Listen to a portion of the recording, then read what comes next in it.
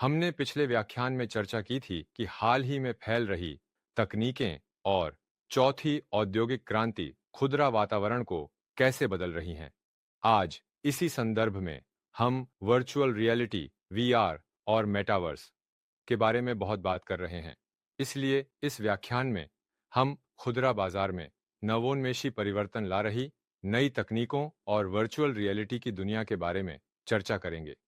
क्या आपने कभी वीआर गेमिंग कैफे का दौरा किया है? वीआर का मतलब है वीआर चश्मा। जब आप वीआर चश्मा पहनते हैं तो एक पूरी तरह से नई दुनिया प्रकट होती है। आप उस नई दुनिया में प्रवेश करते हैं जो वास्तव में मौजूद नहीं है बल्कि एक नकली दुनिया है। इसलिए हम यह चर्चा करेंगे कि वर्चुअल रियलिटी हमारे जीवन और खुदरा क्षेत्र में किस प्रकार के परिवर्तन ला रही है। यदि हम उपभोक्ताओं के खरीदारी व्यवहार को बदलने वाली कुछ नई तकनीकों के बारे में बात करें तो हम बिग डेटा विश्लेषण, आर्टिफिशियल इंटेलिजेंस और रोबोट, वर्चुअल रियलिटी और ऑगमेंटेड रियलिटी और अंत में पूरी तरह से स्वचालित स्टोर यानी ऑटोमेटेड पेमेंट स्टोर के बारे में सोच सकते हैं। इसलिए आज हम वर्चुअल रियलिटी के बारे में बात करने जा रहे हैं और हम देख सकते हैं कि कैसे कंपनियां वर्चुअल रियलिटी या ऑगमेंटेड रियलिटी का उपयोग करके अपनी सभी गतिविधियों में इसका लाभ उठा रही हैं। मुझे पता है कि एटमी में भी मैं कुछ दिलचस्प प्रयास कर रहा हूँ। एटमी पार्क ये बहुत अच्छी सुविधा है ना?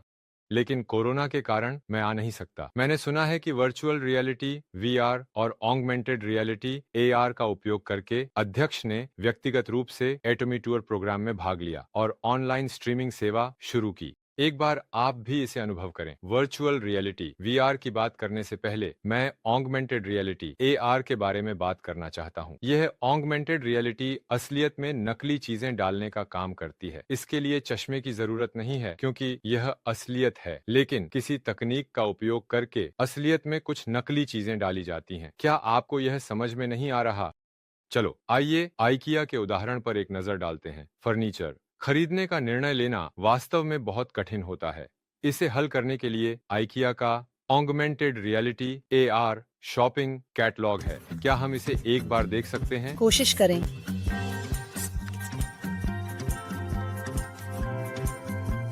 वह खेल में बहुत अच्छा प्रदर्शन करता है और हमेशा जीतने की कोशिश करता है।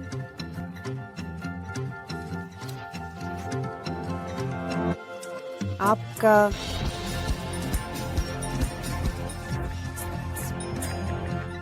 यह एक ऐसा महत्वपूर्ण स्थान है जहां लोग अक्सर अपनी जरूरतों को पूरा करने और आराम करने के लिए जाते हैं। कैसा है? ये अद्भुत है ना? बिल्कुल स्पष्ट है कि वास्तविकता में कुर्सियां नहीं हैं, लेकिन इस ऑगमेंटेड रियलिटी का उपयोग करके मैं अपनी इच्छानुसार कुर्सियां बदल सकता हूं। इसका मतलब है कि मैं वास्तविकता के समान एक नकली दुनिया देख सकता हूं। यही ऑगमेंटेड रियलिटी है। और अब मैं जिस विषय पर बात करने जा रहा हूं वह वर्चुअल रियलिटी वीआर है। अब तक इसका मुख्य रूप से गेमिंग और मनोरंजन में उपयोग किया गया है, लेकिन हाल ही में यह खुदरा बाजार में एक बड़ा मुद्दा बन गया है। इसलिए कई कंपनियां इस वर्चुअल रियलिटी तकनीक का उपयोग करके उपभोक्ताओं को नए ग्राहक अनुभव प्रदान करने की कोशिश कर रही हैं। यह एक नया बिक्री तरीका बनता जा रहा है। इसीलिए आजकल मेटावर्स शब्द का बहुत उपयोग हो रहा है। यूनिवर्स का अर्थ है यह दुनिया और मेटा का अर्थ है आभासी। इसलिए मेटावर्स का मतलब है आभासी दुनिया। वर्चुअल रियलिटी और ऑगमेंटेड रियलिटी के इस विचार को व्यापक रूप से फैलाते हुए यह एक नई त्रिआयामी नकली जैसी असली दुनिया है जिसमें समाज, अर्थव्यवस्था, संस्कृति और व्यक्तिगत सभी गतिविधियां होती हैं। इसे मेटावर्स कहा जाता है। खुदरा में बदलाव का अध्ययन करते हुए मुझे लगा कि वर्चुअल रियलिटी एक महत्वपूर्ण परिवर्तन का ट्रेंड है। इसलिए मैंने शोध करना शुरू किया। जब उपभोक्ता वर्चुअल रियलिटी वीआर के माध्यम से खरीदारी करते हैं तो वे कैसे बदलते हैं? जब वे वीआर चश्मा पहनकर वर्चुअल रियलिटी में खरीदारी करते हैं तो क्या अलग होता है? मैं इसे विश्लेषण करना चाहता था, लेकिन अभी तक वास्तव में वीआर के माध्यम से खरीदारी करने के लिए कोई साइट नहीं है। मैं सोच रहा था कि मैं इसे कैसे विश्लेषण कर सकता हूँ। तभी मेरी हनयांग यूनिवर्सिटी की एक छात्रा, जो वीआर विकास कंपनी की मालिक हैं, ने मेरी मदद की। उनके सहयोग से मैंने एक वीआर मिनी सुपरमार्केट बनाया। फिर मैंने अपने पाठ्यक्रम के छात्रों को वहां आकर खरीदारी करने के लिए कहा। मैंने कहा, सोचो कि तुम वास्तव में सुपरमार्केट में आकर खरीदारी कर रहे हो और 10 चीजें खरीदो। तो मैं आपको उन परिणामों के बारे में कुछ महत्वपूर्ण बातें बताना चाहता हूँ। मैंने एक दिलचस्प तथ्य खोजा जो कि समय विकृति का अनुभव है। जब आप वीआर चश्मा पहनकर सुपरमार्केट में प्रवेश करते हैं और खरीदारी करते हैं तो आप सामान खरीदते हैं, फिर खरीदारी समाप्त हो जाती है। मैंने पूछा, तुम्हें लगता है कि इसमें कितना समय लगा? लगभग 10 मिनट लगते हैं, ऐसा लगता है कि 8 मिनट लगते हैं, इस तरह से उत्तर दिया जाता है। उस प्रयोग में भाग लेने वाले छात्रों का औसत खरीदारी समय 15 मिनट था। वास्तव में खरीदारी में बिताए गए समय से कहीं अधिक कम समय बताया गया। इस घटना को मैंने अपने शोध में समय विकृति के रूप में नामित किया है। वर्चुअल रियलिटी वीआर की दुनिया में समय की धारणा कुछ बदल जाती है। जब हम इंटरनेट पर सामान खरीदते हैं तो यह बस वास्तविकता है, लेकिन जब हम वीआर चश्मा पहनकर वर्चुअल रियलिटी में प्रवेश करते हैं तो यह एक पूरी तरह से नया अनुभव और एक अलग दुनिया होती है। हम बेहोशी में खरीदारी करते हैं और ऐसी घटनाएं होती हैं। यह मार्केटिंग और खुदरा के लिए दिलचस्प संकेत प्रदान कर रहा है।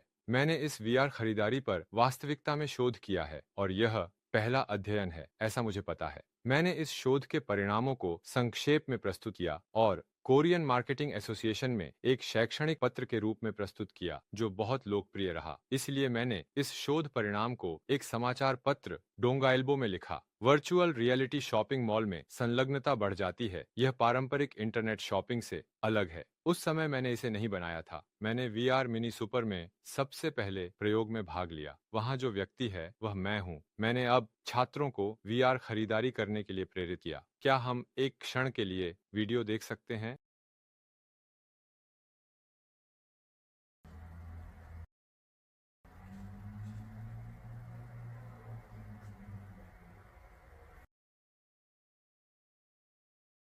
क्या यह अद्भुत नहीं है? जब आप इसे देखते हैं तो यह मजेदार लगता है ना? ये थोड़ा मजेदार भी है, लेकिन ये दोस्त अभी गंभीरता से शॉपिंग कर रहा है, बिल्कुल वास्तविकता की तरह। वीआर शॉपिंग को एक तरह से भविष्य की शॉपिंग का एक झलक माना जा सकता है। तो मैं आपसे एक सवाल पूछता हूँ, जो ऑनलाइन शॉपिंग हम आमतौर पर करते हैं और जो मैं अभी आपको वीआर शॉपिंग के बारे में बता रहा हूँ, उनमें क्या अंतर है और क्या समानताएं हैं?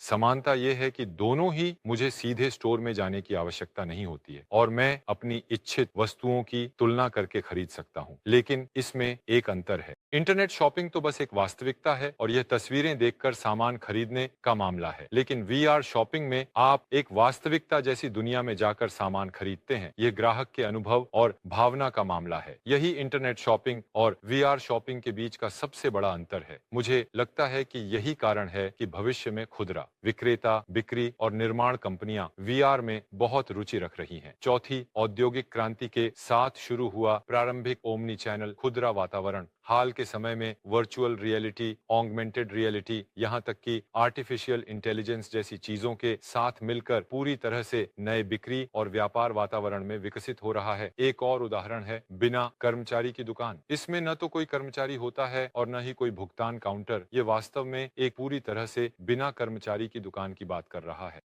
अमेरिका के अमेजन ने सबसे पहले बिना कर्मचारी की दुकान का प्रयास किया था। हाल ही में यह दक्षिण कोरिया और चीन में भी सक्रिय रूप से लागू किया जा रहा है।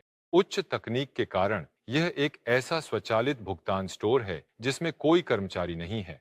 ई माथ्यू चाच्योर वर्तमान में एक स्व स्टोर का परीक्षण कर रहा है और 7-Eleven भी जामशिल में 7-Eleven सिग्नेचर नामक स्टोर चला रहा है।